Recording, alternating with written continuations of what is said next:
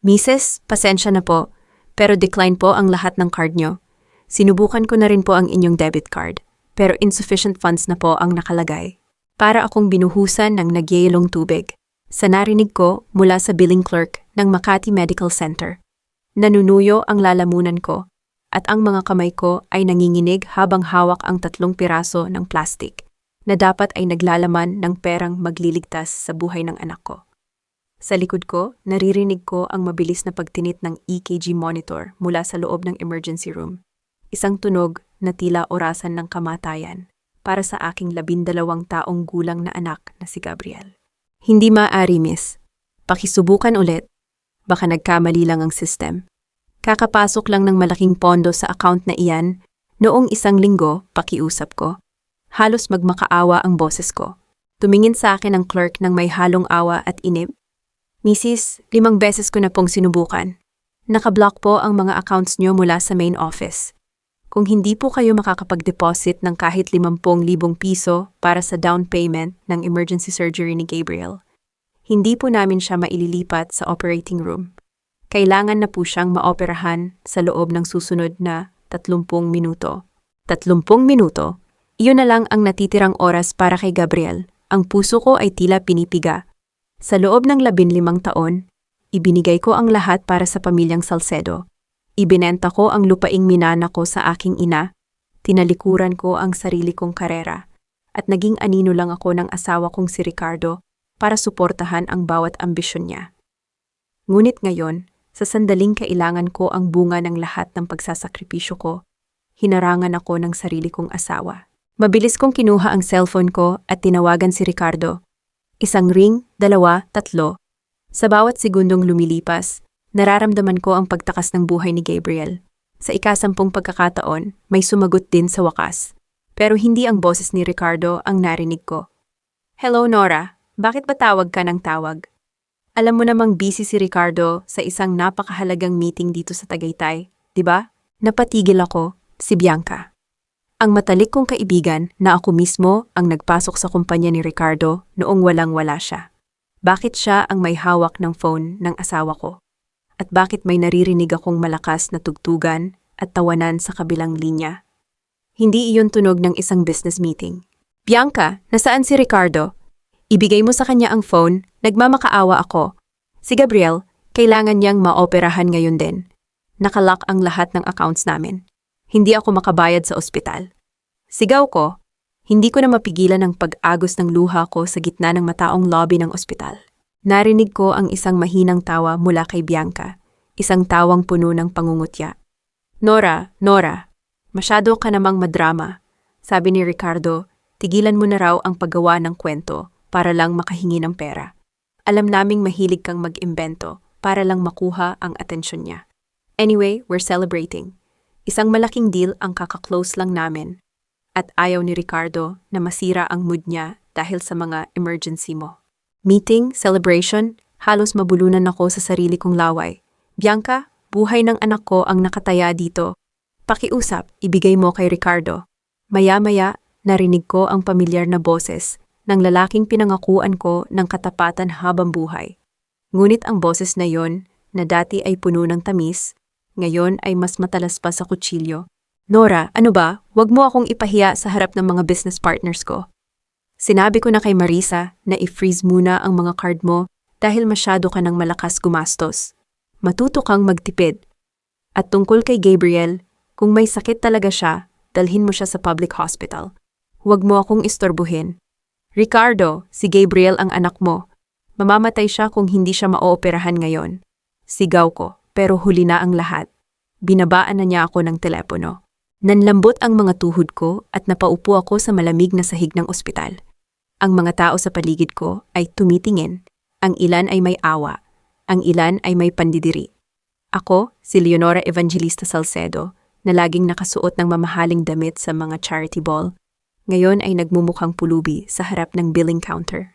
Bumalik ako sa loob ng emergency room. Pilit na pinatitigil ang panginginig ng aking katawan. Nakita ko ang aking anak, maputla at hirap huminga. Ang mga mata ni Gabriel ay dahan-dahang bumukas nang maramdaman niya ang hawak ko sa kanyang kamay. Mama? Mahinang tawag niya. Ang boses niya ay tila isang marupok na sinulid na malapit ng maputol. Nandito lang si Mama, anak. Huwag kang mag-alala, gagaling ka, sabi ko. Pilit nang ngumingiti kahit dinudurog ang puso ko. Yumuko si Gabriel at tumingin sa kanyang dibdib. Pagkatapos ay muling tumingin sa akin, nang may malungkot na mga mata. Narinig ko po sila, Ma, kanina nung tumatawag kayo. Sabi ni Papa, kailangan ko raw maghintay. Ma, ganun po ba kamahal ang operasyon ko? Mas mahal pa po ba kaysa sa akin? Napatigil ang mundo ko. Narinig niya ang lahat. Narinig ng isang 12 taong gulang na bata na mas pinahalagahan ng sarili niyang ama ang isang party kaysa sa kanyang buhay. Hindi, anak. Walang mas mahalaga kaysa sayo. Pangako ni Mama, ililigtas kita, bulong ko habang hinahalikan ang kanyang noo. Ma, sorry po kung naging ganang ako sa inyo ni Papa. Okay lang po, kung hindi na po ako maoperahan. Basta wag na po kayong umiyak, sabi niya. Bago dahan-dahang pumikit ang kanyang mga mata. Gabriel! Gabriel! Sigaw ko nang makita kong bumagsak ang kanyang oxygen saturation sa monitor. Agad na lumapit ang mga nurse at doktor. Mrs., kailangan na talaga siyang maipasok. Nasaan na ang payment? Sa sandaling iyon, isang bagay ang namatay sa loob ko. Hindi si Gabriel dahil hindi ko hahayaang mangyari iyon, kundi ang Leonora na naging sunod-sunuran. Ang Leonora na naniwalang ang pag-ibig ay sapat na para sa isang pamilya. Ang Leonora na nakalimot na bago siya naging asawa ni Ricardo Salcedo, siya ay isang ebanghelista. Tumayo ako ng tuwid, pinahid ang aking mga luha at hinarap ang doktor. Ang aking boses ay hindi na nanginginig. Ito ay puno na ng awtoridad na matagal ko nang ibinaon. Doktor, ituloy niyo ang operasyon. Ako ang mananagot sa bawat sentimo ng gastos dito at sisiguraduhin kong bukas na bukas din. Ang ospital na ito ay makakatanggap ng donasyong higit pa sa kailangan nyo.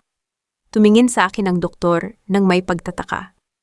Pero Mrs., ang sabi ng billing, huwag nyo silang pakinggan. Tumawag kayo kay Dr. Mateo Laksamana. Sabihin nyo sa kanya, si Nora Evangelista ang humihingi ng tulong. Siya ang magbabayad para sa akin sa ngayon, utos ko.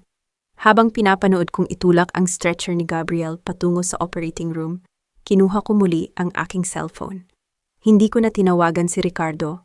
Sa halip, tinawagan ko ang isang numero na 15 taon ko nang hindi dinadayal. Ang numero ng dating abogado ng aking ama.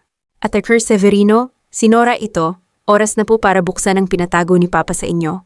Ayoko na pong maging anino, gusto ko nang bawiin ang lahat ng sa akin. Nilingon ko ang pintuan ng operating room kung saan nawala si Gabriel. Pagkatapos ay tumingin ako sa labas ng bintana, sa direksyon ng Tagaytay kung nasaan ang aking asawa. Ricardo, Bianca, akala nyo ay nakuha nyo na ang lahat. Akala nyo ay isa lang akong mahinang babaeng maaari nyong tapak-tapakan.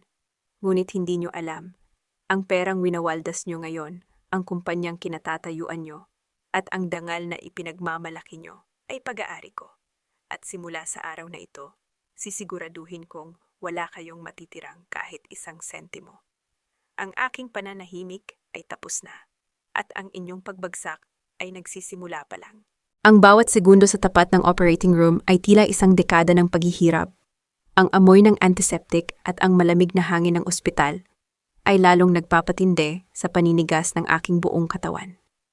Nakatingin lang ako sa pulang ilaw sa ibabaw ng pinto. Ang ilaw na nagsasabing nakikipagbuno pa rin si Gabriel sa kamatayan. Ngunit hindi ako pwedeng maupo lang at umiyak. Kahit tiniyak ni Dr. Mateo na sisimula ng operasyon, kailangan ko pa ring ayusin ang mga papeles at ang balanse ng bayad. Higit sa lahat, kailangan kong harapin ang pamilyang tinalikuran ako sa gitna ng unos. Nagdesisyon akong pumunta sa mansyon ng mga Salcedo sa Forbes Park. Alam kong nandoon si Doña Corazon, ang aking biyenan. Siya ang huling baraha ko. Sa loob ng maraming taon, ako ang nag-alaga sa kanya noong nagka-mild stroke siya. Ako ang nagpuyat para siguraduhing naiinom niya ang kanyang mga gamot sa oras habang si Ricardo ay abala sa mga babae niya. Kung may natitira pang utang na loob sa pamilyang ito, ngayon ko iyon sisingilin. Pagdating ko sa mansyon, hinarang ako ng security guard sa gate. Mrs., pasensya na po, pero may utos po si Ma'am Marisa na hindi kayo pwedeng papasukin. Anong ibig mong sabihin? Bahay ko rin ito, asawa ako ni Ricardo. Sigaw ko ang boses ko ay puno ng galit at pagkabigo. Ika'y wala ng bahay dito, Nora. Isang malamig at aristokratikong boses ang narinig ko mula sa veranda. Si Doña Corazon, nakasuot ng kanyang mamahaling silk robe at may hawak na tasa ng tsaa, ay nakatingin sa akin nang may pandidiri. Mama! Nagmamakaawa ako, si Gabriel. Nasa operating room siya. Naka-freeze ang lahat ng accounts ko. Kailangan ko lang ng tulong niyo para sa mga gamot na wala sa ospital. Pakiusap, kahit para na lang sa apo niyo, sigaw ko habang nakahawak sa bakal na gate. Dahan-dahang lumapit si Doña Corazon, ngunit walang kahit anong bakas ng awa sa kanyang mukha. Apo, sigurado ka bang Salcedo ang batang yan? Ricardo told me everything, sabi niya. Baka raw kaya ka masyadong pursigidong humingi ng pera, ay dahil itatakas mo iyan kasama ng kung sino mang lalaki mo. Napaatras ako sa tindi ng sakit nang binitawan niyang salita. Paano niyo nagagawang sabihin niyan? Kayo ang saksi kung gaano ako naging tapat sa anak niyo. Kayo ang nag-alaga kay Gabriel noong sanggol pa siya. Iyon ang pagkakamali ko, Nora. Pinaniwala mo kaming isa kang banal na asawa, pero isa ka lang palang gold digger na galing sa probinsya. My son deserves someone like Bianca. Someone who is at his level. Ngayon, umalis ka na bago ko patawagan ng pulis para ipatrespassing ka. Nakasusuka ang pagmumukha mo. Tumalikod siya ng walang pag-aalinlangan. Ang babaeng itinuring kong sarili kong ina ay itinapon ako na parang basura sa kalsada. Sa gitna ng dilim at ambon, napagtanto ko na sa pamilyang Salcedo, ang dangal ay sinusukat lang sa kinang ng alahas at kapal ng pitaka. Bumalik ako sa ospital, basang-basa at hapong-hapo. Doon ay nakita ko si Dr. Mateo Laksamana na naghihintay sa labas ng ICU. Agad siyang lumapit sa akin at binalot ang aking balikat ng isang tuyong kumot. Nora, nasaan ka galing? Kanina pa kita hinahanap, malumanay na sabi niya. Si Mateo ay kaibigan ko noong kabataan ko sa Batangas bago ako napunta sa mundong ito. Mateo, ang anak ko, kamusta si Gabriel? The surgery was successful, Nora. Stable na siya. Pero kailangan niya ng masusing monitoring sa loob ng susunod na 48 oras. Don't worry about the initial bills.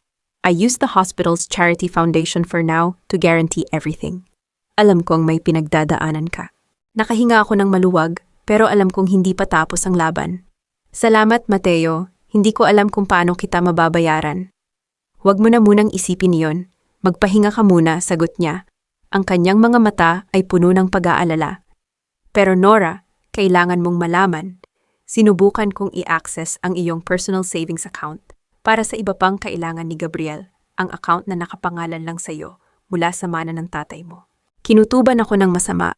Ang account na yon ang itinago ko para sa kinabukasan ni Gabriel. At ano ang nalaman mo? Tumingin sa akin si Mateo nang may lungkot. It's empty, Nora. Na-withdraw ang lahat ng laman nito kahapon lang. At ang pumirma sa withdrawal slip. Hindi lang si Ricardo. Sino pa? Ang kapatid mo, si Dario. Ginamit niya ang iyong personal seal at pirma mo para ilabas ang lahat ng pera. Para akong gumuho sa kinatatayuan ko. Ang sarili kong kapatid, ang lalaking pinagtapos ko ng pag-aaral at ilang beses kong binaligtad ang mundo para lang matulungan.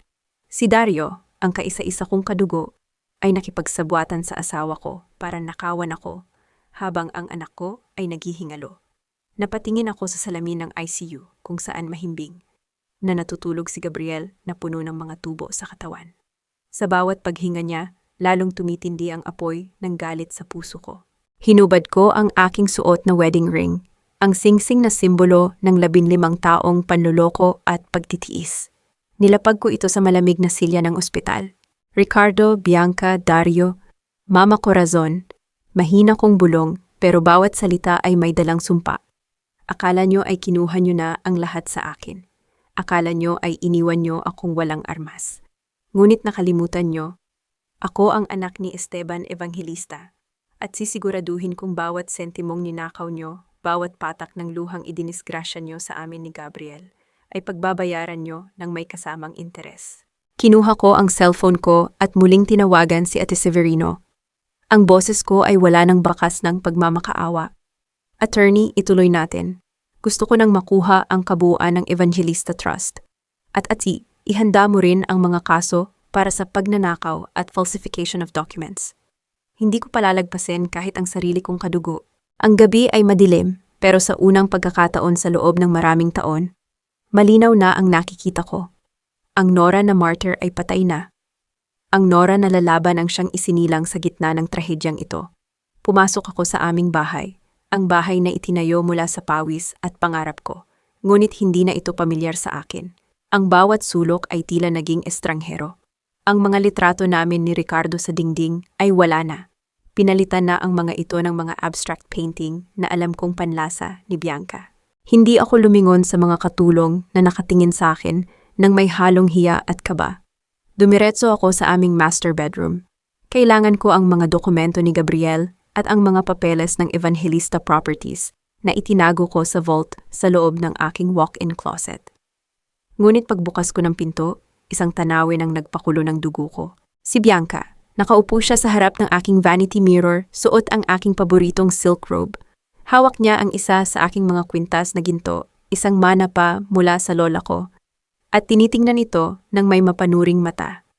Bagay ba sa akin, Nora? Tanong niya nang hindi man lang lilingon, tila alam niyang darating ako. Masyado kasing old-fashioned ang mga gamit mo. Pero sabi ni Ricardo, pwede ko na raw itong ipatunaw para gawing mas modernong design. Pitawan mo ang kwintas na iyan, Bianca, at hubarin mo ang robe ko bago ko pa ito hatakin mula sa katawan mo. Mahina, ngunit madiin kong sabi. Tumawa si Bianca at humarap sa akin. O bakit? Akala ko ba ay wala ka ng pakialam sa mga material na bagay? Diba ay martyr wife ka? Dapat ay masaya ka na. Ang asawa mo ay masaya na sa piling ng iba. Ang asawa ko ay isang traidor at ikaw ay isang ahas na pinatira ko sa sarili kong bakuran. Umalis ka rito bago ko makalimutan na tao rin ang kaharap ko. Sino ang pinapaalis mo, Nora? Isang boses ang nanggaling sa pinto. Si Ricardo. Nakatayo siya roon, nakapamulsa, at ang kanyang mukha ay puno ng pagkairita sa halip na pagsisisi. Ricardo, kailangan ko ang mga dokumento ko sa vault. Pagkatapos nito, aalis na ako, sabi ko, habang pilit na pinatitigas ang aking boses. Ang vault? Ngumiti ng nakakaasar si Ricardo. Pinalitan ko na ang code kahapon pa, at lahat ng laman yon, ang mga titulo, ang mga bond, ay nakapangalan na sa kumpanya. At ang kumpanya, hawak ko na ang buong kontrol. Magnanakaw ka, sigaw ko. Pati ang mga ari-arian ng mga evangelista. Gusto mong kamkamin? Alam mong para kay Gabriel ang mga iyon. Para kay Gabriel? Lumapit sa akin si Ricardo at tinitigan ako sa mga mata. Nora, wag tayong maglokohan. Alam nating dalawa na ang batang yon ay mahina. Isang pasakit sa budget. Isang ganhnang. Bakit ko sasayangin ang pinaghirapan ko para sa isang batang baka hindi rin naman tumagal? Isang malakas na sampal ang ibinigay ko sa kanya. Ang tunog ng aking palad sa kanyang pisngi ay umalingaw-ngaw sa buong kwarto. Huwag mong pagsasalitaan ng ganyan ang anak mo. Imbes na magalit, tumawa lang si Ricardo habang hinihimas ang kanyang pisngi. Sige, magalit ka. Iyan lang naman ang kaya mong gawin. Pero tandaan mo ito, Nora, wala kang mapapatunayan sa korte. Lahat ng transaksyon ay may pirma mo. Lahat ng paglilipat ng pera ay may basbas mo. At ang pinakaimportante, ang sarili mong kapatid ang tumulong sa akin. Hindi na ako sumagot, tumalikod ako at mabilis na lumabas ng bahay. Hindi ko na kailangan ang mga dokumento kung ang buong sistema ay nilason na nila. Ngunit may isa pa akong dapat puntahan. Isang taong kailangan kong marinig ang katotohanan. Pumunta ako sa isang sikat na bar sa Quezon City, kung saan alam kong laging tumatambay si Dario, kasama ang kanyang mga kaibigang sugarol. At hindi nga ako nagkamali. Nakita ko siya sa parking lot, mayabang na nakasandal sa isang kulay pulang sports car, isang sasakyang nagkakahalaga ng milyon-milyon. Dario, sigaw ko. Napatalo ng kapatid ko sa gulat. Nang makita niya ako, sinubukan niyang umiwas. Pero naharangan ko na siya. Ate, anong ginagawa mo rito? Nauutal niyang tanong. Saan galing ang kutseng ito, Dario? At nasaan ang pera sa savings account ko na kinuha mo gamit ang seal ko? Yumuko si Dario, hindi makatingin ng diretso sa akin. Ate, kailangan ko lang ng pera. Malaki ang utang ko sa kasino. Sabi ni Kuya Ricardo, tutulungan niya ako basta hiramin ko lang ang seal mo para sa ilang papeles. Hiramin? Dario? Ninakawan mo ako. Ninakawan mo ang pamangkin mo habang nasa operating room siya. Alam mo bang halos mamatay si Gabriel dahil wala akong pambayad? Hindi ko alam na aabot sa ganyan, ate. Sabi ni Kuya Ricardo, may insurance naman daw si Gabriel. Depensa niya, pero halata ang kawalan ng paninindigan sa boses niya. Binayaran ka niya, di ba? Binayaran niya ang katapatan mo sa halaga ng kotseng ito. Tinuro ko ang sports car. Dario, ako ang nagpalaki sa'yo. Ako ang nagtrabaho para makapagtapos ka. Ganito mo ba ako babayaran? Ate, intindihin mo naman ako. Pagod na akong maging mahirap. Pagod na akong umasa sa mga pabonus mo. Si Kuya Ricardo, binigyan niya ako ng pagkakataong maging partner sa negosyo. Tinitigan ko ang aking kapatid. Ang dating batang inaalagaan ko ay naging isang estrangherong nilamon ng kasakiman. Partner, Dario, ginagamit ka lang niya. At kapag wala na siyang mapapala sa'yo, ikaw ang unang itatapon niya. Tumalikod ako, ngunit bago ako makalayo, narinig ko ang pagring ng cellphone ni Dario. Naka-loudspeaker ito dahil siguro sa kaba niya. Dario, nakuha mo na ba ang huling set ng mga dokumento? Boses iyon ni Ricardo. Siguraduhin mong ang pirma ni Nora ang lilitaw sa liquidation papers ng Evangelista Holdings. Kapag pumutok ang investigasyon ng BIR, siya ang magmumukhang mastermind ng tax evasion. Siya ang makukulong at tayo ang malinis. Intindis, napatigil ako sa paglalakad. Ang hangin sa paligid ko ay tila nawala. Hindi lang nila ako ninanakawan, hindi lang nila ako niloloko. Plano nilang ipakulong ako para tuluyan nilang makuha ang lahat ng pag-aari ng pamilya ko nang walang sagabal. Tumingin ako kay Dario. Ang mukha niya ay puno ng takot nang makita niyang narinig ko ang lahat. Ate, hindi ko gagawin yon. Ate! Tawag niya, pero hindi na ako lumingon. Sumakay ako sa taxi at kinuha ang aking cellphone. Tinawagan ko si Ate Severino. Attorney, narinig ko na ang lahat. Hindi lang pagnanakaw ang balak nilang gawin akong fall guy sa mga illegal na gawain ni Ricardo. Iyon ang kinakatakot ko, Nora, sagot ni Severino sa kabilang linya. Pero huwag kang mag-alala, may isang bagay na hindi alam ni Ricardo. Isang bagay na hindi niya kailanman mapapirmahan o mananakaw. Ano yon, attorney? Ang Evangelista Trust ay hindi nakabase sa pirma mo ngayon. Nakabase ito sa isang kondisyon na inilagay ng tatay mo bago siya mamatay. Isang golden key na ikaw lang ang pwedeng humawak kapag napatunayang ang asawa mo ay naging banta sa buhay ng iyong anak. Napahawak ako ng mahigpit sa upuan ng taxi. Ibig sabihin, alam ni Papa. Inasahan niya ito, Nora. Kaya ihanda mo ang sarili mo. Bukas, pupunta tayo sa bangko. Oras na para bawiin ang koronang matagal mo nang isinuko. Natingin ako sa labas sa mga ilaw ng Manila na tila mga matang nagmamasid. Ang mga ahas ay nasa loob na ng bahay ko. Ngunit hindi nila alam, ang may-ari ng bahay ay gising na. Ang puting kisame ng hospital room ay tila isang blangkong papel na sumasalamin sa kawalan ng katiyakan ng aking buhay. Sa tabi ko, mahimbing na natutulog si Gabriel. Marami pa ring tubo ang nakakabit sa kanyang maliit na katawan, at ang bawat hininga niya ay sinasabayan ng tunog ng monitor. Mahinang tawag ni Gabriel. Dahan-dahan niyang iminulat ang kanyang mga mata. Nandito si Mama, anak. Huwag kang malikot, kakatapos lang ng operasyon mo, bulong ko habang hinahaplos ang kanyang buhok. Wala po ba si Papa? Ang tanong na iyon ay parang isang kutsilyong humiwa sa puso ko. Huminga ako ng malalim, pilit na itinatago ang pait sa aking boses. Marami lang ginagawa ang papa mo sa opisina, Gabriel. Ang importante, ligtas ka na. Umiling ng bahagya si Gabriel. Hindi po, Ma, narinig ko po siya noong nasa ER tayo, sabi niya. Dalhin na lang daw ako sa public hospital. Sabi niya, huwag niyo siyang istorbuhin. Pumait ang ekspresyon sa mukha ng aking anak, isang ekspresyong hindi dapat makikita sa isang 12 taong gulang. Ayaw niya na po ba sa akin, Ma? Kasi po ba, may sakit ako. Hindi, Gabriel. Hindi totoo iyan, sabi ko. Pero hindi ko na magawang tumingin sa kanya ng diretso. Paano ko ipapaliwanag sa isang bata na ang kanyang ama ay mas pinahahalagahan ang pera at ang kanyang kabit kaysa sa sariling dugo at laman? Eksaktong pumasok ang isang nurse para sa regular check-up. Mrs., kailangan po nating bilhin ang mga gamot na ito sa labas.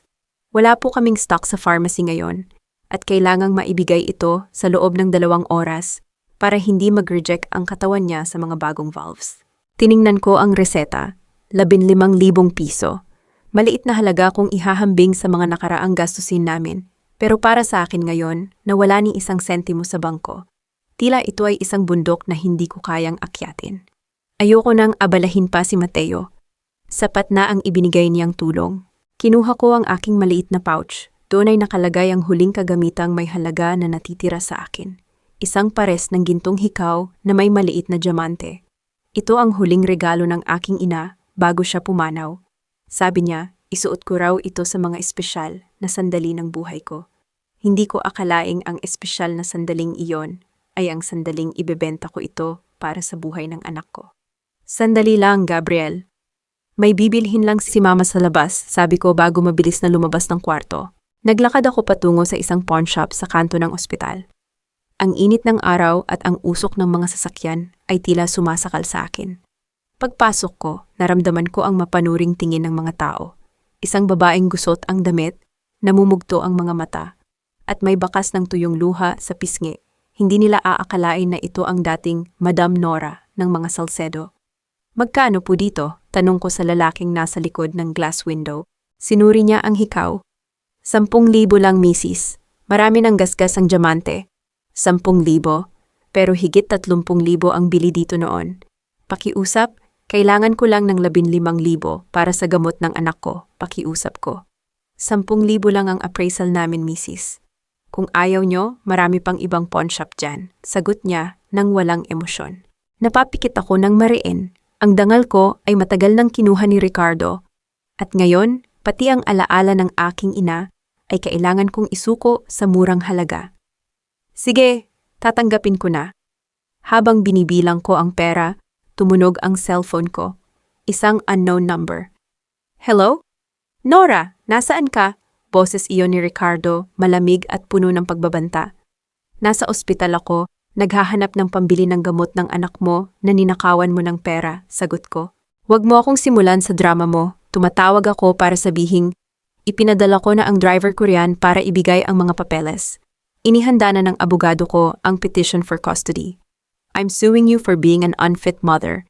Wala kang pera, wala kang tirahan, at ngayon, pati ang katinuan mo ay kinuwestiyon na ng nanay ko sa salaysay niya. Ibibigay mo sa akin si Gabriel o sisiguraduhin kong sa kulungan ka pupulutin. Natawa ako ng mapait. Custody? Bakit, Ricardo? Biglang nagising ang paternal instinct mo o dahil takot kang malaman ng mga business partners mo na hinayaan mong mamatay ang anak mo?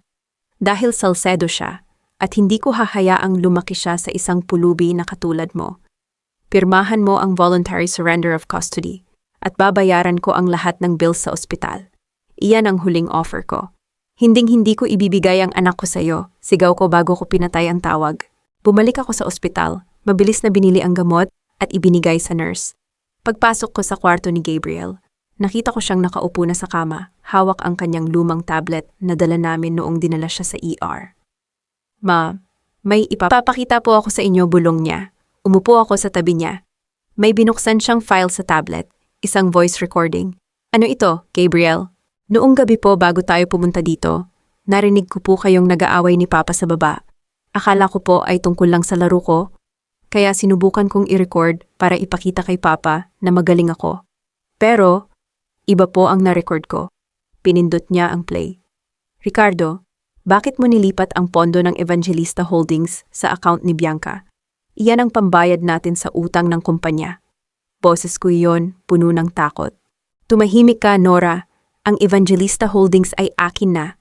At ang pirma mo sa mga maanumalyang transaksyon sa customs. Iyan ang magiging ticket mo papuntang Bilibid kapag hindi ka sumunod sa akin.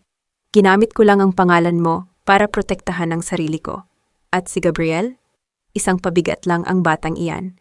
Mas mabuti pang mawala na siya para wala na akong obligasyon sa iyo. Ang boses ni Ricardo ay malinaw. Ang kanyang pag-amin sa tax evasion, ang pag-amin sa paggamit sa akin bilang fall guy, at ang kanyang malupit na salita laban kay Gabriel. Lahat ay nandoon. Tiningnan ko si Gabriel. May luha sa kanyang mga mata, pero may determinasyon din. Ma, ayoko na pong bumalik kay Papa. Gamitin niyo po ito para hindi tayo masaktan ni Papa. Niyakap ko ang aking anak ng mahigpit. Ito na ang huling piraso ng puzzle. Ang sakripisyo ko bilang asawa ay tapos na. Dahil ang anak ko mismo ang nagbigay sa akin ng sandata para lumaban. Salamat, Gabriel. Pangako, hinding-hindi tayo matatalo. Kinuha ko ang cellphone ko at muling tinawagan si Atty. Severino. Attorney, hindi na natin kailangang maghintay ng bukas. May hawak kaming ebidensya na magpapabagsak kay Ricardo Salcedo sa isang iglap lang. Pero bago iyon, kailangan na nating buksan ang Evangelista Trust. Ngayon na. Naintindihan ko, Nora. Magkita tayo sa tapat ng Bank of the Philippine Islands sa loob ng 1 oras. Dalhin mo ang birth certificate ni Gabriel at ang iyong fingerprint seal. Oras na para magising ang tunay na may-ari ng Salcedo Holdings. Lumabas ako ng kwarto ni Gabriel, ang puso ko ay punong-puno ng apoy. Ricardo, inakala mong wala akong kakayahan. Inakala mong sapat na ang pera at kapangyarihan mo para durugin ako. Pero nakalimutan mo. Ang isang inang wala nang mawawala ay ang pinakamapanganib na kaaway na makakaharap mo. Dahil sa bawat patak ng luhang idinisgrasya mo sa amin, isang imperyo ang kukunin ko sa iyo. Tumayo ako sa harap ng matayog na gusali ng bangko sa Makati. Ang suot ko ay ang luma at kusot na blusa na kinuha ko sa ospital. Ang buhok ko ay nakatali lang ng mabilisan at wala akong suot na kahit anong alahas pagkatapos kong isangla ang aking mga hikaw. Sa paningin ng mga taong labas-masok sa gusali, isa lang akong ordinaryong babaeng naliligaw sa mundo ng mga mayayaman. Ngunit sa loob ng aking dibdib, may isang bagong pintik. Isang lakas na hindi ko naramdaman sa loob ng 15 taon. Nora! Isang boses ang tumawag sa akin. Si Atty. Severino Cruz, ang matandang abogado na tapat na naglingkod sa aking ama hanggang sa huling hininga nito. Hawak niya ang isang lumang leather briefcase at ang kanyang mukha ay puno ng kaseryosohan. Attorney, bati ko.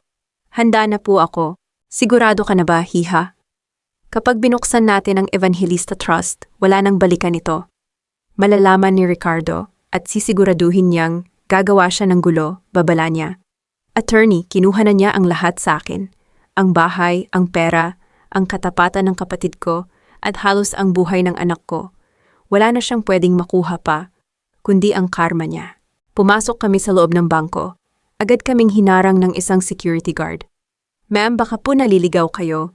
Ang transaction po rito ay para sa mga high net worth clients lang. Tiningnan siya ng matalim ni Atty. Severino. Hindi ka ba marunong magbasa ng pangalan, iho?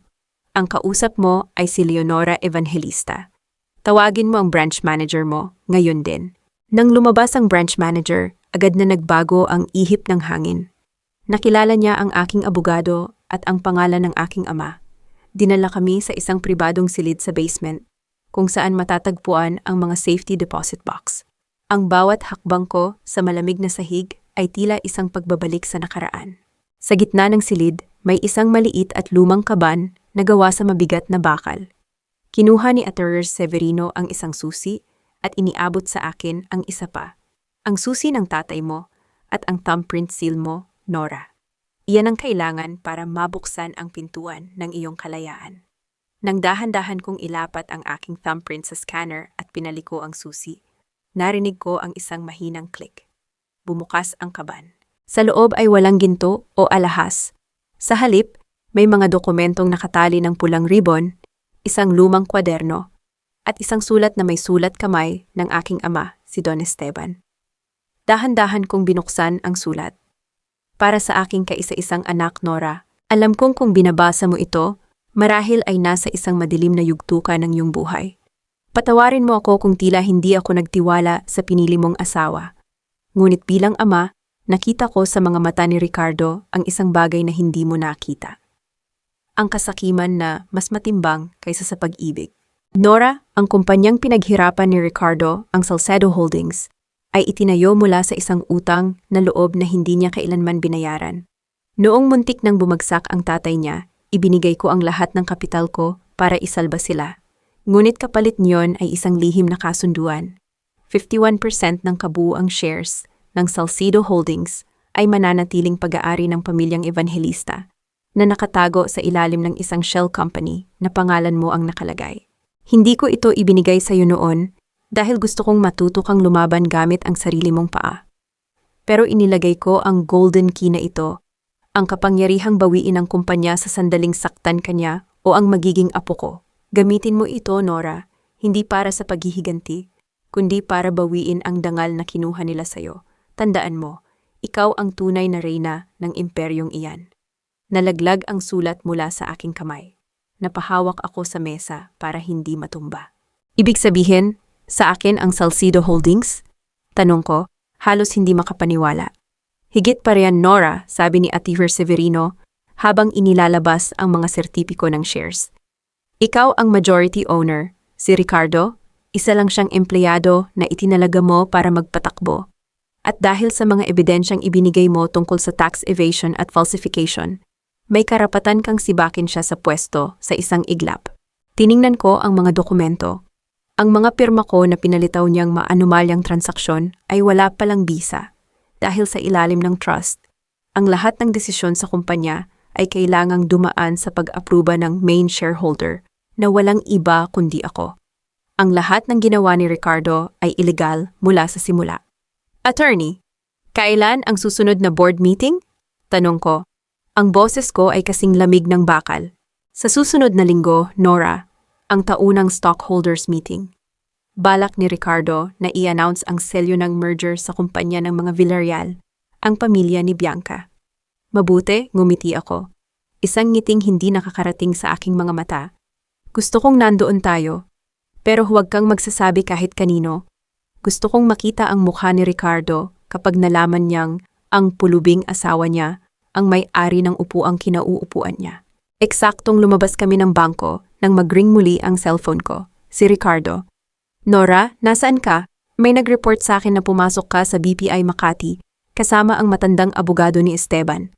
Ano ang ginagawa mo roon? Huwag mong sabihing nagmamakaawa ka na naman para sa pondo. Ricardo, mahinahon kong sabi. Nandito lang ako, nag-aayos ng ilang mga lumang gamit ni Papa. Bakit? Kinakabahan ka ba? Wala kang makukuha sa akin, Nora. Kahit anong gawin mo, pirma mo ang nasa mga papeles ng beer. Ikaw ang makukulong, hindi ako. Sigurado ka ba, Ricardo? Baka magulat ka na lang kung sino ang tunay na nakapirma sa tadhana mo. Sagot ko, bago ko pinatay ang tawag. Nang hindi hinihintay ang sagot niya, tiningnan ko si Ate Severino. Attorney, ihanda ang lahat. Pero bago ang meeting, may isa pa akong gustong gawin. Gusto kong bisitahin ang accounting department ng Salcedo Holdings. May mga taong doon na kailangang malaman na ang kanilang tunay na amo ay nagbabalik na. Habang naglalakad ako palayo sa bangko, naramdaman ko ang bigat ng 15 taon na unti-unting nawawala. Hindi na ako ang babaeng nanghihingi ng pambayad sa ospital. Ako na ang Leonora na magpapabagsak sa bawat pader na itinayo ni Ricardo gamit ang kasinungalingan. Ricardo, Bianca, ihanda nyo na ang mga sarili nyo. Dahil ang kaban na binuksan ko ay hindi lang naglalaman ng yaman. Naglalaman ito ng inyong katapusan. Tumayo ako sa tapat ng Salcedo Holdings Building. Ang gusaling ito, na dati ay pag-aari ng aking ama bilang Evangelista Center, ay pinalitan na ng malalaking letra ng pangalan ni Ricardo. Sa bawat palapag nito, naroon ang mga taong nakasaksi sa aking unti-unting paglaho bilang asawa at bilang leader. Inayos ko ang aking simpleng suot, isang puting blusa at itim na pantalon. Wala na ang mamahaling Chanel suit, pero ang tindig ko ngayon ay mas matuwid pa kaysa noong suot ko ang pinakamahal na alahas sa Maynila. Mrs. Salcedo, anong ginagawa niyo rito? Tanong ng receptionist, si Sarah. Bakas sa kanyang mukha ang gulat at takot. Marahil ay nabalitaan na nila ang tungkol sa iskandalong nangyari sa pagitan namin ni Ricardo. Kukuha lang ako ng ilang personal na gamit sa lumang opisina ni Don Esteban, Sarah. Huwag kang mag-alala, hindi ako magtatagal, mahinahon kong sabi. Pero ma'am, may utos po si Sir Ricardo na bawal kayong pumasok sa executive floors. Bulong niya habang nakatingin sa paligid. Hindi ako pupunta sa executive floor. Pupunta ako sa accounting at records, sagot ko, bago ako tumuloy sa elevator. Sa accounting department, sinalubong ako ng malamig na katahimikan. Ang mga empleyado ay yumuyuko o umiiwas ng tingin. Ngunit may isang babaeng tumayo at lumapit sa akin, si Luz Viminda Luz Ramos, ang senior accountant na naging tapat sa aking ama sa loob ng 20 taon. Ma'am Nora, basag ang boses ni Luz. Hinila niya ako sa isang sulok malayo sa mga CCTV camera. Salamat at dumating kayo. Balak ko na sanang pumunta sa ospital para bisitahin kayo. Luz, anong nangyayari rito? Bakit parang lahat kayo ay takot? Biglang pumatak ang luha ni Luz. Ma'am, wala na ang kumpanyang iniwan ng tatay niyo. Si Sir Ricardo, hindi lang siya nagnanakaw sa inyo. Ninanakawan niya rin ang mga empleyado, ang pension funds namin, ang mga benefits. Kinuha niya lahat para punduhan ang merger sa mga Villarreal. At ang masakit, kami ang pinapapirma niya sa mga dokumento. Bakit hindi kayo nagre-report sa DOL o sa pulis? Tanong ko. Ang galit ay muling nag-aalab sa aking dibdib. Sino ang maniniwala sa amin, ma'am? Hawak niya ang mga abogado. Hawak niya ang board. At ang sabi niya, kayo raw ang nag-uutos ng lahat ng ito. Ipinapakita niya ang mga papeles na may pirma niyo bilang treasurer. Napahawak ako sa mesa. Iyon ang ginawa ni Ricardo. Ginamit niya ang tiwala ko para gawin akong kalasag sa kanyang mga krimen laban sa sarili naming mga manggagawa.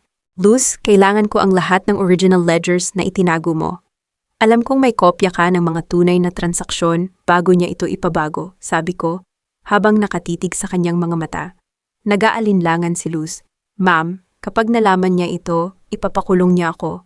May pamilya ako, ma'am. Luz, hindi ka mapupunta sa kulungan. Ipinapangako ko sa'yo. Sa loob ng ilang araw, ang Salcido Holdings ay babalik sa mga evangelista. At ang bawat sentimong ninakaw niya sa inyo, ibabalik ko ng doble. Pero kailangan ko ang tulong niyo. Sa sandaling iyon, hindi lang si Luz ang lumapit. Ang ilang mga lumang empleyado na nakarinig sa usapan ay dahan-dahang lumapit din. Si Mang Nestor, ang driver na tinanggal ni Ricardo dahil tumangging magdala ng ilegal na pondo, ay nandoon din pala para kumuha ng kanyang final pay. Ma'am Nora, handa kaming tumestigo, sabi ni Mang Nestor. Pagod na kaming tratuhin na parang basahan ng pamilyang Salcedo. Salamat, sabi ko. Ang puso ko ay punong-puno ng pag-asa. Ihanda niyo ang lahat. Sa darating na stockholders meeting, hindi lang ako ang lilitaw. Lilitaw ang lahat ng katotohanang itinago nila. Paalis na sana ako sa department nang biglang bumukas ang pinto. Pumasok si Bianca, nakasuot ng isang ruffles na dress na kulay pula, tila isang reynang naglalakad sa kanyang teritoryo. Oh, look who's here! Nakangising sabi ni Bianca. Ang dating madam na naging pulubi. Anong ginagawa mo rito, Nora? Nag-a-apply ka ba bilang janitress? I'm sorry, pero full na ang slots namin para sa mga walang pinag-aralan. Tumawa ang ilang bagong empleyado na sumusunod sa kanya, pero ang mga datihang empleyado ay nanatiling tahimik at matalim ang tingin kay Bianca. Nandito lang ako para tingnan kung gaano kadumi ang kumpanyang pinatatakbo niyo, Bianca. At sa nakikita ko, kailangan na talaga ng matinding general cleaning, sagot ko ng mahinahon. Lumapit sa akin si Bianca at bumulong sa tenga ko, sapat na para ako lang ang makarinig. Nora, huwag ka nang umasa. Si Ricardo ang batas dito, at bukas, pagkatapos ng merger, magiging asawa na niya ako sa harap ng lahat. Habang ikaw, baka nabubulok na sa selda dahil sa tax evasion case na isasampa namin laban sa iyo. Tumingin ako sa kanya ng diretsyo. Bianca, ang mga ahas ay laging kampante bago sila matiris. Enjoy your last few hours of madaming. Dahil kapag bumagsak ang tabing, ikaw ang unang madudurog. Guards, palabasin ang babaeng ito, sigaw ni Bianca na pikon sa aking pananalita. Kinaladkad ako ng mga guard palabas ng gusali sa harap ng maraming tao. Isang sadyang kahihiyan na inisip ni Bianca na magpapabagsak sa akin. Ngunit habang nakatayo ako sa labas ng gate, tinitigan ko ang bawat empleyadong nakatingin sa bintana. Tumunog ang cellphone ko, si Atay Severino. Nora, nakuha na namin ang injunction para pigilin ang anumang paglipat ng shares bago ang meeting. Pero may masamang balita. Ano iyon, attorney? Si Ricardo. Nalaman niyang kausap mo ang mga accounting staff. Binalak niyang sunugin ang mga records ngayong gabi para wala kang magamit na ebidensya. Napakuyom ang palad ko. Hindi niya magagawa iyon. Attorney, tawagan mo ang mga media partners ng tatay ko. Sabihin mo sa kanila, may exclusive silang makukuha sa Salcido Holdings Building mamayang hating gabi. Kung susunugin niya ang ebidensya, sisiguraduhin nating ang buong bansa ang makakakita sa apoy ng kasalanan niya. Bumalik ako sa ospital pero hindi para umiyak. Pumasok ako sa ICU at tiningnan si Gabriel. Ang aking anak ay dahan-dahang gumagaling, ang kanyang kulay ay bumabalik na. Gabriel, bulong ko, malapit na, babawiin na ni Mama ang lahat para sa atin. Sa gabing iyon, habang nakatingin sa mga bituin, alam kong ang digmaan ay nagsimula na. Ricardo, inakala mong kinaladkad mo ako sa putik. Pero hindi mo alam, sa putik isinisilang ang pinakamagandang lotos na magpapabagsak sa iyong imperyo. 2:00 ng gabi, ang paligid ng Salcido Holdings Building ay balot ng katahimikan. Ngunit sa ika-10 palapag, kung nasaan ang Accounting at Records Department, ay may mga aninong mabilis na kumikilos. Mula sa loob ng isang madilim na van na nakaparada sa tapat ng kalsada, nakatingin ako sa gusali. Katabi ko si Atirier Severino at si Mang Nestor. Sa likuran namin ay 2 cameraman mula sa isang malaking news network. Ang kanilang mga kagamitan ay handa nang kumuha ng kahit anong senyales ng apoy o kaguluhan. Sigurado ka ba rito, Nora? Tanong ni Atirier Severino. Mapanganib ang ginagawa natin. Kung makuha nila ang mga dokumento bago tayo makapasok, wala na tayong hawak na pisikal na ebidensya. Kilala ko si Ricardo, attorney. Hindi siya mapapakali hanggat hindi niya nakikitang abo ang lahat ng nag-uugnay sa kanya sa pagnanakaw, sagot ko. At si Luz, nangako siyang mag-iiwan siya ng pintuan para sa atin. Maya-maya, nakita namin ang isang usok na dahan-dahang lumalabas mula sa ventilation shaft ng ika-10 palapag. Ngayon na, sabi ko, mabilis kaming bumaba ng van. Gamit ang master keycard na ibinigay ni Luz bago siya umalis kanina. Nakapasok kami sa service elevator nang hindi napapansin ng mga guard sa lobby na abala sa panunood ng telebisyon. Pagbukas ng elevator sa ika-10 palapag, sinalubong kami ng amoy ng nasusunog na papel. Sa gitna ng accounting office, nakita ko si Ricardo. Hindi siya nakasuot ng suit. Nakaputing polo lang siya na gusot-gusot, at ang kanyang mga mata ay tila sa isang baliw habang itinatapon ang mga makakapal na folder sa loob ng isang metal na basurahan na nagniningas na ang apoy. Sunog, sunugin niyo lahat, sigaw ni Ricardo sa 2 niyang tauhan. Huwag kayong mag-iiwan ng kahit isang pahina na may pangalan ko. Lahat ng may pirma ni Nora, ihiwalay niyo, iyon ang ititira niyo. Ricardo, napatigil siya. Dahan-dahan siyang lumingon at nanlaki ang mga mata nang makita ako, kasama ang abogado at ang mga dambuhalang kamera na nakatutok sa kanya. Nora, paano ka nakapasok dito? Sigaw niya sabay harang sa harap ng basurahang nagniningas. Guards, nasaan ang mga guard? Huwag mo nang tawagin ang mga guard, Ricardo, mahinahon kong sabi, habang dahan-dahang naglalakad palapit sa kanya. Ang buong bansa ay nanonood na sayo. Leave tayo, Ricardo. Nakikita nila kung paano mo sinusubukang sunugin ang ebidensya ng iyong mga krimen. Namutla si Ricardo, tumingin siya sa kamera at mabilis na nagtakip ng mukha. Patayin niyo yan, labas, trespassing ito, akin ang gusaling ito. Hindi na Ricardo, sabat ni Attorney Severino habang itinataas ang isang court order. May hawak kaming temporary restraining order. Hindi mo pwedeng galawin ang anumang asset o record ng kumpanya hanggat hindi natatapos ang audit. At sa ginagawa mong ito, dinagdagan mo lang ang kaso mo, obstruction of justice at arson. Sinungaling, sigaw ni Ricardo. Dinamba niya ang basurahan para itumba ito at tuluyang ikalat ang apoy, pero mabilis siyang hinarang ni Mang Nestor. Tama na, Sir Ricardo. Masyado na kayong maraming sinirang buhay, madiing sabi ni Mang Nestor habang pinipigilan ng braso ng kanyang dating amo. Lumapit ako kay Ricardo, tiningnan ko siya ng diretso sa mga mata, ang lalaking minahal ko, ang lalaking pinagkatiwalaan ko ng aking buhay. Ngayon, wala na akong nakikita kundi isang maliit at takot na tao. Bakit, Ricardo? Bakit kailangan mong umabot sa ganito? Mayaman na tayo, maayos ang buhay natin. Bakit kailangang pati ang mga empleyado mo ay nakawan mo? Hindi mo naintindihan, Nora. Bulyaw niya, ang laway niya ay tumatalsik sa galit. Ang pamilya mo, ang tatay mo, lagi niyo akong ipinaparamdam na utang ko sa inyo ang lahat. Pagod na akong maging asawa lang ng isang ebanghelista. Gusto ko ng sarili kong pangalan. Gusto ko ng sarili kong kapangyarihan. Kaya mo kinuha ang buhay ni Gabriel. Kaya mo kaming pinabayaan sa ospital dahil lang sa pride mo. Tanong ko, ang boses ko ay nagsisimulang manginig sa poot. Ang batang yon, natawa ng mapait si Ricardo. Alam mo bang tuwing tinitingnan ko si Gabriel, mukha ng tatay mo ang nakikita ko. Ang tatay mong laging nakatingin sa akin na parang wala akong kwenta. Hindi ko kailangan ng batang iyan. At lalong hindi ko kailangan ng isang asawang katulad mo na laging nagpapaalala sa akin kung saan ako nanggaling. Sa sandaling iyon, narinig namin ang wangwang ng mga pulis at bumbero sa labas. Tapos na ang palabas, Ricardo, sabi ko. Biglang dumating si Bianca, humahangos at gulugulo ang buhok. Ricardo, ang mga pulis sa baba! Napatigil siya nang makita kami. Nora, anong?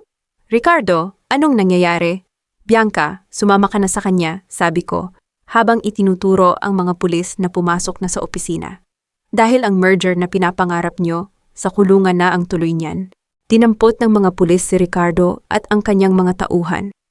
Habang kinapkap ang kanyang mga kamay para pusasan, tumingin siya sa akin nang may matinding galit. Huwag kang magsaya, Nora. Wala pang napatutunayan. Bukas, sa stockholders meeting, sisiguraduhin kung ikaw ang itataboy ng board. Hawak ko ang mga boto nila. Wala kang magagawa. Tingnan natin, Ricardo, sagot ko. Nang mailabas na sila, lumapit si Luz mula sa likod ng isang cabinet. Hawak niya ang isang maliit na USB drive at isang makapal na itim na folder na hindi napansin ni Ricardo. Ma'am Nora, heto po. Ang orihinal na ledger ng pamilya Evangelista at ang records ng shell companies na ginamit niya, bulong ni Luz, nanginginig pa rin ang mga kamay. Itinago ko ito sa ilalim ng tiles bago sila dumating. Niyakap ko si Luz. Salamat, Luz. Utang ko sa iyo ang lahat. Attorney, baling ko kay Severino. Ihanda ang lahat ng shares na nasa Evangelista Trust. Bukas, hindi lang tayo a-attend ng meeting. Magaganap ang pinakamalaking takeover sa kasaysayan ng Salcido Holdings. Bumalik ako sa ospital ng madaling araw. Naupo ako sa tabi ni Gabriel at hinawakan ang kanyang kamay. Ang aking anak ay mahimbing na natutulog. Hindi alam ang kaguluhang naganap. Malapit na, anak, bulong ko. Bukas, ibabalik na natin ang pangalan ng lolo mo sa gusaling yon. At hinding-hindi na tayo kailanman magiging anino ng kahit sino. Ngunit habang nakatingin sa labas, may isang mensaheng dumating sa cellphone ko mula sa isang hindi kilalang numero. Akala mo ba ay nakuha mo na ang lahat, Nora? May isang dokumentong hindi nyo nahanap. Isang dokumentong magpapatunay na ang tatay mo mismo ang pumatay sa tatay ni Ricardo. Maghanda ka sa ganti ni Doña Corazon. Napatigil ang puso ko, Doña Corazon, ang matandang reyna na nanahimik lang sa mansyon, mukhang may itinatago pa siyang alas. Nanginginig ang aking mga kamay habang binabasa ko ng paulit-ulit ang mensahe sa aking cellphone. Isang dokumentong magpapatunay na ang tatay mo mismo ang pumatay sa tatay ni Ricardo.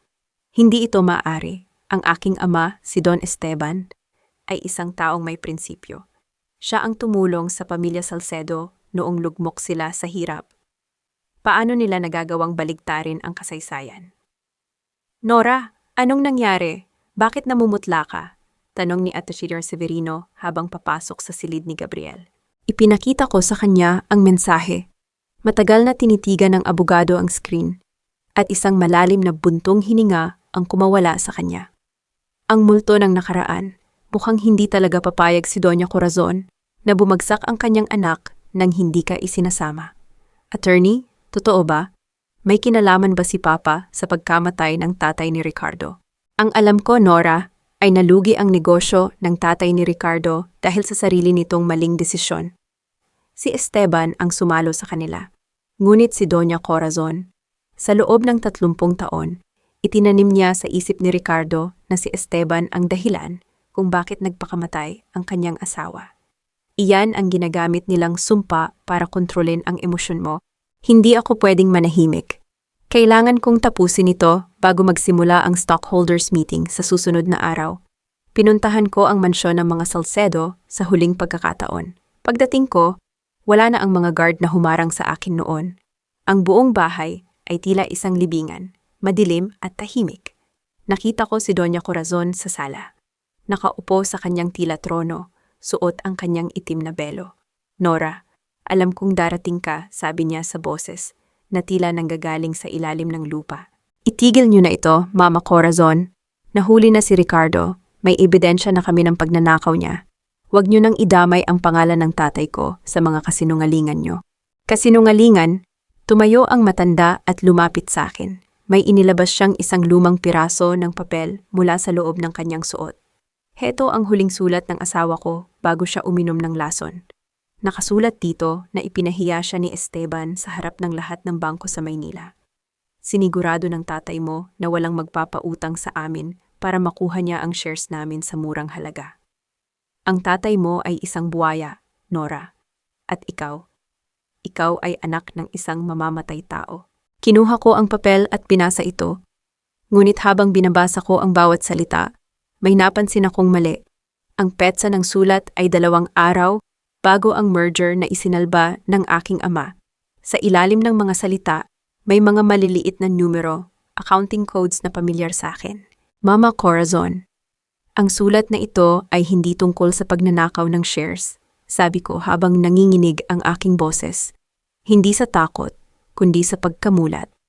Ang mga numerong ito ang records ng pagsusugal ng tatay ni Ricardo sa Macau sa halagang 50 milyon noong 1990s. Natigilan ang matanda. Ang kanyang mapang-aping titig ay napalitan ng gulat. Hindi pinatay ng tatay ko ang asawa niyo. Isinalba niya ang pamilya niyo mula sa kahihiyan ng pagsusugal. Pinagtakpan niya ang asawa niyo para hindi malaman ng publiko na winaldas niya ang pera ng kumpanya. Sigaw ko. Ang sulat na ito, hindi ito sumpa. Ito ay pasasalamat na binaligtad niyo. Tumahimik ka, wala kang alam, sigaw ni Doña Corazon sabay hablot sa papel. Pero huli na, alam ko na ang totoo. Ang utang na loob na laging isinusumbat ni Ricardo ay isang malaking kasinungalingan na binuo ng kanyang ina para itago ang kahihiyan ng kanilang pamilya. Ngayon, naiintindihan ko na, sabi ko nang may kasamang pait. Kaya niyo hinayaang maging ganito si Ricardo. Kaya niyo siyang kinonsinti sa pagnanakaw niya dahil akala niyo ay kabayaran ito sa nakaraan. Pero ang totoo, pinapatay niyo ang sarili niyang konsensya dahil sa pride niyo. Hindi pa tapos ang laban, Nora, bulong ng matanda. Nakapiyansa na si Ricardo. Sa tulong ng pamilya Villarreal, nakalabas siya kaninang hapon. At bukas, sisiguraduhin naming hinding-hindi ka makakapasok sa boardroom. Napaatras ako, nakapiyansa si Ricardo, sa kabila ng lahat ng ebidensya. Masyado kang kampante, Nora, dagdag ni Doña Corazon nang may nakakatakot na ngiti.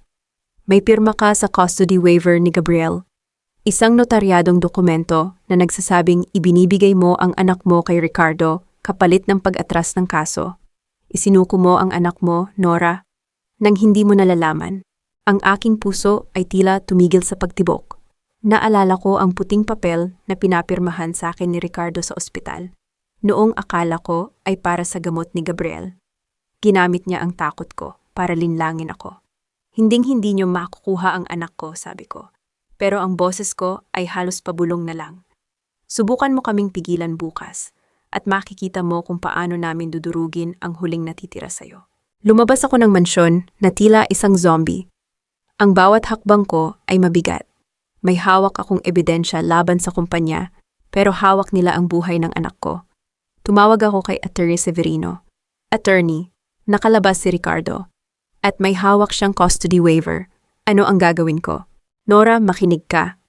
Ang waiver na iyon ay nakuha sa pamamagitan ng panlilinlang, fraud. Pwede nating ipawalang bisa iyan, pero kailangan nating manalo sa stockholders meeting bukas. Kapag napatunayan nating wala siyang moral na kapasidad na mamuno sa kumpanya, mas madali nating mapapabagsak ang custody case niya. Pero attorney, paano kung kunin nila si Gabriel sa ospital ngayong gabi? Nandun si Dr. Mateo. Sinigurado niya na walang sino man ang makakalapit sa kwarto ni Gabriel kundi ikaw lang. Magtiwala ka, Nora. Ang gabi ay madilim, pero ang bukang liwayway ay para sa'yo. Pagbalik ko sa ospital, nakita ko si Bianca sa lobby. Nakasuot siya ng pulang-pula na dress. May hawak na baso ng kape at nakangisi sa akin. Hi Nora, long night. Inihahanda na namin ang kwarto ni Gabriel sa mansyon. Sabi ni Ricardo, doon na siya titira simula bukas. Mag-pack ka na ng gamit niya. Oh wait, wala ka nga palang karapatan, di ba? Hindi ko siya pinansin at dire-diretsong naglakad. Pero sa loob ko, alam kong ito na ang pinakamalaking bitag na hinarap ko. Bukas, sa harap ng lahat ng stockholders, hindi lang kumpanya ang ipinaglalaban ko. ipinaglalaban ko ang kaluluwa ng pamilya ko.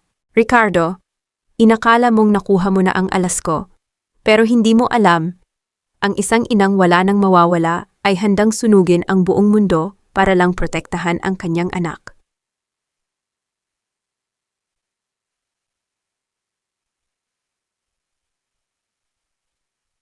Alas 8 ng gabi, ang pasilyo ng ospital ay tahimik, ngunit ang hangin ay tila mabigat sa tensyon. Nakaupo ako sa tabi ni Gabriel, hinahawakan ang kanyang kamay. Nang biglang bumukas ng marahas ang pinto, pumasok si Ricardo. Hindi na siya ang lalaking gusot, ang polo na nakita ko sa opisina kagabi. Ngayon, nakasuot siya ng isang mamahaling itim na suit. Maayos ang buhok, at ang kanyang mukha ay puno ng kayabangan. Sa likod niya ay isang lalaking may hawak na folder, ang kanyang abogado. Ricardo, anong ginagawa mo rito? Bawal ang bisita sa oras na ito, madiin kong sabi habang tumatayo para harangan siya sa kama ni Gabriel. Hindi ako bisita, Nora. Ako ang tatay ng batang iyan. At ayon sa batas, ako ang may hawak ng kanyang custody, sagot ni Ricardo. Sabay lapag ng isang dokumento sa mesa. Heto ang voluntary waiver na pinirmahan mo. Notaryado ito. Kaya ngayon din, ililipat namin si Gabriel sa mansyon. Nora, wag po! Mahinang bulong ni Gabriel na nagising dahil sa ingay. Ang kanyang mga mata ay puno ng takot. Ricardo, alam nating dalawa na nakuha mo ang pirma ko sa panlilinlang. Akala ko ay papers yan para sa gamot ni Gabriel. Sigaw ko. Fraud is a strong word, Nora. Mahirap patunayan iyan sa korte. Nakangising sabi ng abogado ni Ricardo. Sa ngayon, ang dokumentong ito ay valid. Guards. 2 dambuhalang security guard ang pumasok sa kwarto. Akmang lalapit sila sa kama ni Gabriel nang biglang humarang si Dr. Mateo. Hindi niyo pwedeng ilabas ang pasyente, sabi ni Mateo sa malamig na boses. Stable siya, pero ang anumang stress o maling paggalaw ay pwedeng magdulot ng cardiac arrest.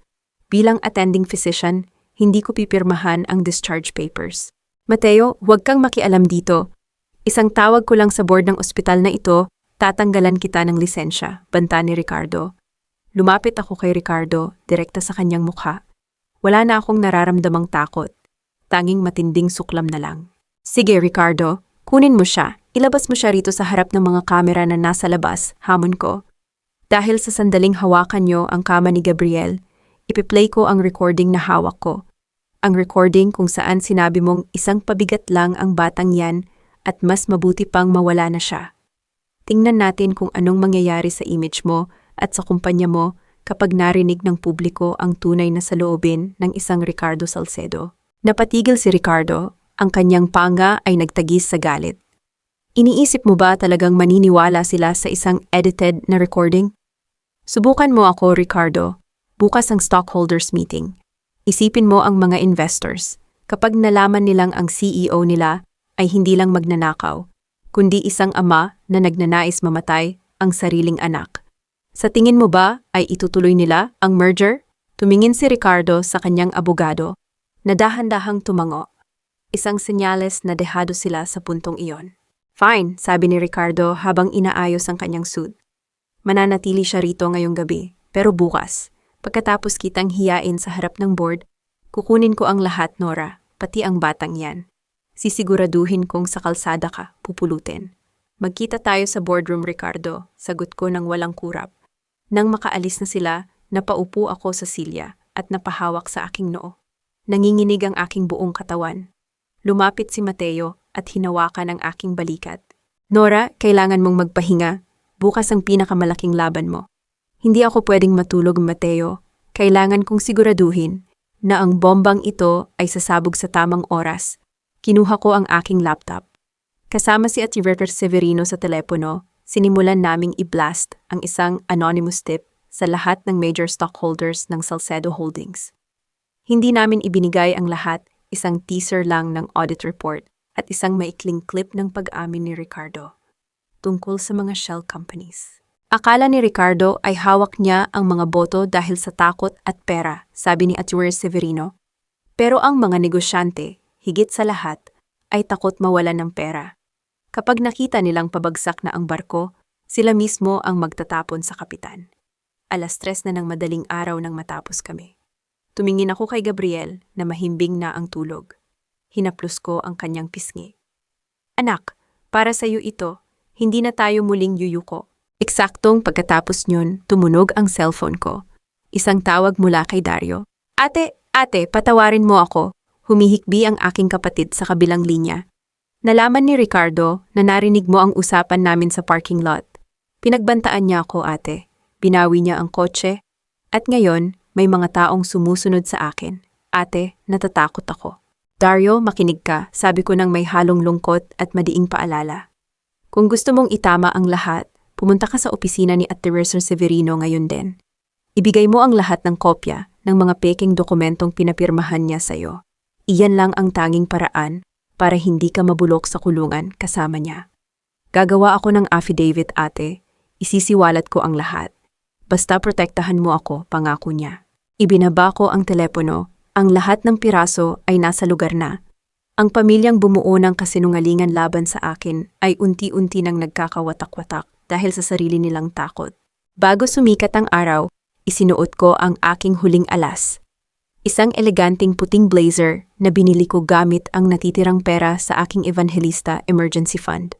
Tumingin ako sa salamin. Ang babaeng nasa harap ko ay hindi na ang martyr ng Forbes Park. Siya na si Leonora Evangelista, ang babaeng handang bawiin ang kanyang kaharian. Lumabas ako ng ospital habang ang langit ay dahan-dahang nagbabago mula sa itim patungong asul. Ang bukang liwayway ay narito na. Ngunit sa tapat ng elevator, hinarang ako ni Bianca. May hawak siyang tablet at may ipinakita sa akin. Isang picture ni Atty. Severino na napapaligiran ng mga lalaking nakaitim sa tapat ng kanyang opisina. Poor Atty. Severino, nakangising, sabi ni Bianca. Iniisip mo ba talagang makakarating siya sa meeting bitbit ang mga orihinal na titulo? Nora, masyado kang kampante. Habang naglalaro ka ng legal games, naglalaro kami para manalo. Napatigil ang puso ko. Ang mga dokumento, tumawa ng nakatutuya si Bianca habang pinagmamasdan ang aking reaksyon. Ano, Nora? Akala mo ba ay ganun lang kadali? Ngayong oras na ito, ang mga dokumentong inaasahan mo ay naglalaho na sa apoy. At si Atty. Severino, baka hindi na siya umabot sa tanghalian. Naramdaman ko ang panlalamig ng aking mga kamay. Ngunit sa gitna ng takot, naalala ko ang mga huling salita ni Atty. Severino kagabi. Nora, kung may mangyari man, magtiwala ka sa plano. Tumingin ako kay Bianca nang may kasamang ngiti, isang ngiting unti-unting nagpabura sa kanyang kumpiyansa. Bianca, sa loob ng 15 taon na kasama ko si Ricardo, natuto ako ng isang bagay. Ang mga taong mahilig mandaya ay laging nag-aakalang ang kalaban nila ay hindi handa. Anong ibig mong sabihin? Tanong ni Bianca. Ang kanyang kilay ay nagsisimulang magsalubong. Ang mga dokumentong ipinapakita mo sa akin, iyon ang mga pain na inihanda namin para sa inyo. Sa tingin mo ba ay hahayaan ni Atty. Severino na ang orihinal na titulo ay nasa isang briefcase lang? Habang abala ang mga goons niyo sa kanya, ang tunay na ebidensya ay ligtas nang nakarating sa kumpanya. Sa ilalim ng pangalan ng isang taong hindi niyo kailanman paghihinalaan. Eksaktong tumunog ang cellphone ko. Isang mensahe mula kay Luz. Nakuha na namin ang vault contents. Nandito na kami sa boardroom. Hindi ko na hinintay ang sagot ni Bianca. Tumalikod ako at mabilis na naglakad patungo sa parking lot. See you at the meeting, Bianca. Siguraduhin mong maayos ang makeup mo. Dahil mahirap magmukhang maganda kapag gumuho na ang mundo mo. Pagdating ko sa Salcedo Holdings, ramdam ko ang kakaibang enerhiya sa lobby. Ang mga gwardyang dati ay kinaladkad ako palabas, ay ngayon ay hindi makatingin sa akin ng diretsyo. Marahil ay kumalat na ang balita tungkol sa skandal kagabi sa accounting office. Dumiretso ako sa executive boardroom sa pinakataas na palapag. Pagbukas ng malaking pintuang Nara, tumigil ang lahat ng usapan. Sa dulo ng mahabang mesa, nakaupo si Ricardo sa kabisera. Katabi niya ang mga kinatawan ng pamilya Villarreal at ang mga major stockholders ng kumpanya. Nakaplaster sa kanyang mukha ang isang mapanuring ngiti, tila naghihintay lang siya ng pagkakataong hiyain ako. Nora, dumating ka pa talaga. Tumayo si Ricardo at dahan-dahang naglakad palapit sa akin. Members of the board, pasensya na sa abala. Ang asawa ko ay dumaranas ng matinding emosyonal na krisis dahil sa sakit ng aming anak at mukhang hindi na siya marunong tumanggap ng realidad. Ang realidad, Ricardo, ay wala ka sa posisyon para magsalita para sa akin. Madiin kong sabi habang naglalakad patungo sa gitna ng silid. Nora, umalis ka na bago pa kita ipakaladkad sa mga security, banta ni Ricardo sa mahinang boses. Mayroon kaming merger na aaprubahan. Ang boto ng board ay pabor sa akin. Wala ka nang magagawa. Hindi pa tapos ang botohan, boses iyon ni Atiner Severino. Pumasok ang matandang abogado, maayos ang suot at walang kahit anong galos, kasama ang isang opisyal mula sa Securities and Exchange Commission, SEC. Kasunod nila si Luz, na hawak ang isang itim na envelope. Namutla si Ricardo. Paano ka nakarating dito? Masyadong maingay ang mga tauhan mo, Mr. Salcedo. Madaling iwasan ang mga taong akala ay panalo na sila, sagot ni Attorney Severino bago siya humarap sa board. Ladies and gentlemen, bago niyo ituloy ang botohan para sa merger, kailangang dumaan ang kumpanyang ito sa isang mandatory leadership audit. At narito kami para ihayag ang tunay na istruktura ng pagmamay-ari ng Salcedo Holdings. Anong kalokohan ito? Sigaw ni Ricardo, hinampas niya ang mesa. Ako ang CEO, ako ang may-ari ng majority shares. Hindi na, Ricardo, sabi ko. Kinuha ko ang mga dokumento mula kay Luz at inilapag sa gitna ng mesa para makita ng lahat. Ang 51% ng shares ng kumpanyang ito ay hindi kailanman napunta sa iyo. Nakatago ito sa ilalim ng Evangelista Trust na itinatag ng tatay ko, si Don Esteban. At ayon sa Golden Key Clause ng Trust, sa sandaling napatunayan ang gross misconduct at threat to the rightful heirs ng kasalukuyang administrator na walang iba kundi ikaw, ang kontrol ay automatikong babalik sa akin. Isang malakas na bulungan ang bumalot sa buong boardroom. Ang mga stockholders ay nagsimulang magtinginan ng may halong gulat at pag-aalinlangan. Sinungaling ka! Fake ang mga dokumentong iyan, bulyaw ni Ricardo. Sinubukan niyang hablutin ang mga papel, pero hinarangan siya ng SEC official. Mr. Salcedo, na-verify na namin ang trust documents bago kami pumasok dito. Ang claim ni Madam Leonora ay valid, sabi ng SEC official. Tumingin ako kay Ricardo. Ang kanyang mukha ay hindi na mapinta, halong galit, takot at kahihiyan. Ricardo, napatunayan na ang pagnanakaw mo sa pondo ng mga empleyado. Napatunayan na ang pag-forge mo sa pirma ko. At higit sa lahat, napatunayan na binalak mong pabayaan ang sarili mong anak para lang sa ambisyon mo. Inilabas ko ang aking cellphone at pinindot ang play sa recording ni Gabriel. Ang boses ni Ricardo na nagsasabing isang pabigat lang ang batang iyan ay umalingaw-ngaw sa loob ng tahimik na silid. Ang mga stockholders na dati ay kampi kay Ricardo ay dahan-dahang lumayo sa kanya. Ang mga kinatawan ng pamilya Villarreal ay nagsimulang magbulungan at tila naghahanda ng umalis. Ngayon, sabi ko habang tinitingnan ang bawat miyembro ng board. Bilang 51% owner ng kumpanyang ito, formal kong ipinapanukala ang bahabahaging pagpapatalsik kay Ricardo Salcedo bilang CEO at chairman of the board. Sino ang pabor? Isa-isang nagtaas ng kamay ang mga miyembro ng board. Kahit ang mga taong dati ay tapat kay Ricardo, ay sumuko na rin nang makita nilang pabagsak na ang kanyang barko. Hindi niyo pwedeng gawin ito sa akin. Ako ang nagpalaki ng kumpanyang ito. Sigaw ni Ricardo, ang kanyang boses ay tila sa isang taong malapit ng malunod. Ang nagpalaki ng kumpanyang ito ay ang pawis ng mga empleyadong ninakawan mo at ang kapital na galing sa tatay ko, sagot ko. Lumapit ako sa kanya at tumayo sa harap ng kabisera. Ricardo, bumaba ka sa upuang iyan. Hindi iyan sa iyo. Nanginig ang buong katawan ni Ricardo. Sa harap ng lahat, dahan-dahan siyang tumayo mula sa executive chair. Ang kanyang mukha ay lugmok, ang kanyang kapangyarihan ay naglaho na parang bula.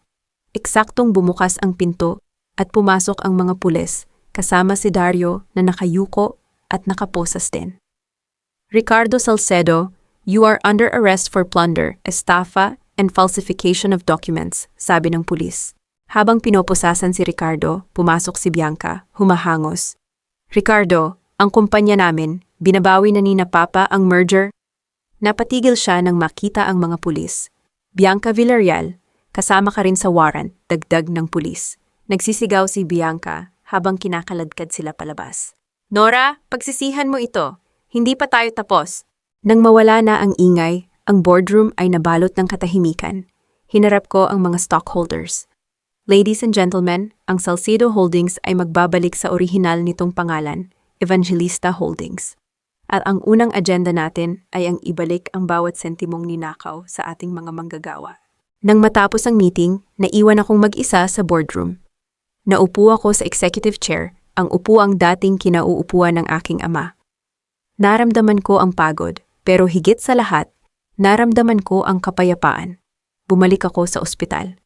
Pagpasok ko sa kwarto ni Gabriel, nakita ko siyang gising na at nakikipag-usap kay Dr. Mateo. "Ma, panalo po ba tayo?" tanong ni Gabriel nang makita ako.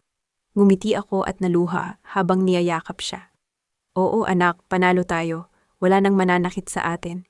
Tumingin ako kay Mateo na nakangiti rin sa amin.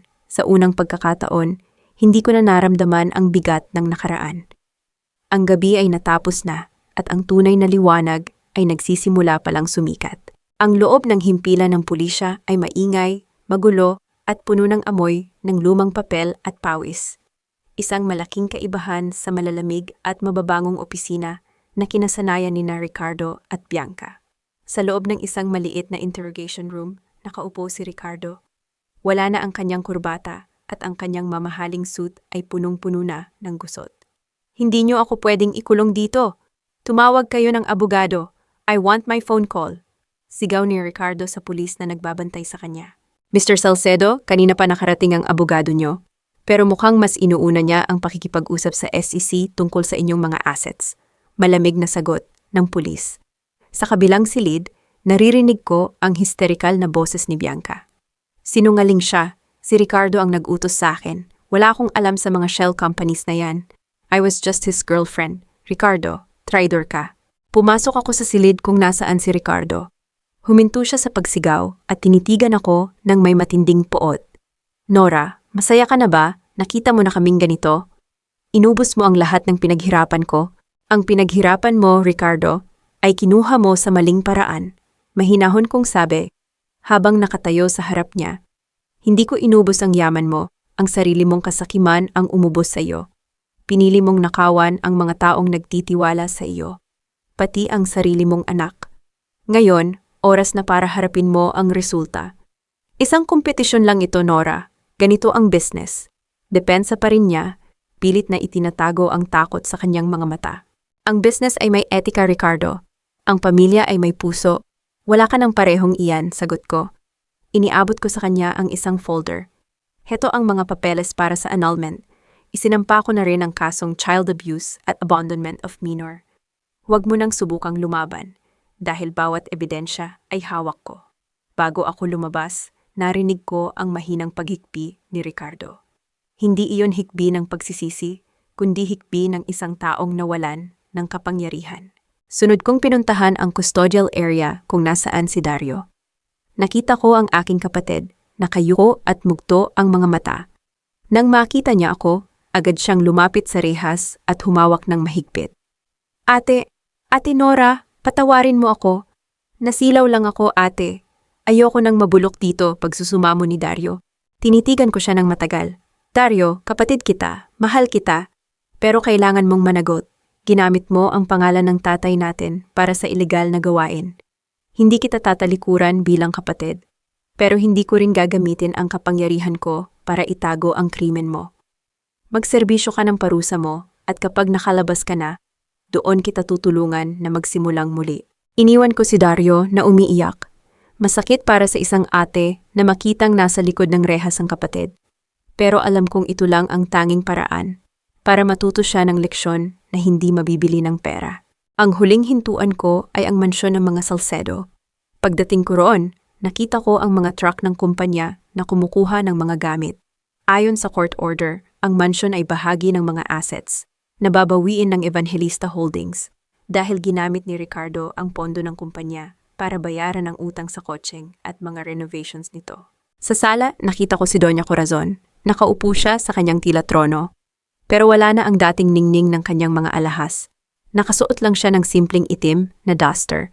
At ang kanyang mukha ay tila tumanda ng 10 taon sa loob ng isang gabi. "Nora, nandito ka na ba para palayasin ako?" Tanong niya sa boses na wala ng buhay. Hindi ko kayo palalayasin, Mama Corazon. Pero ang bahay na ito ay kukunin na ng kumpanya, sabi ko.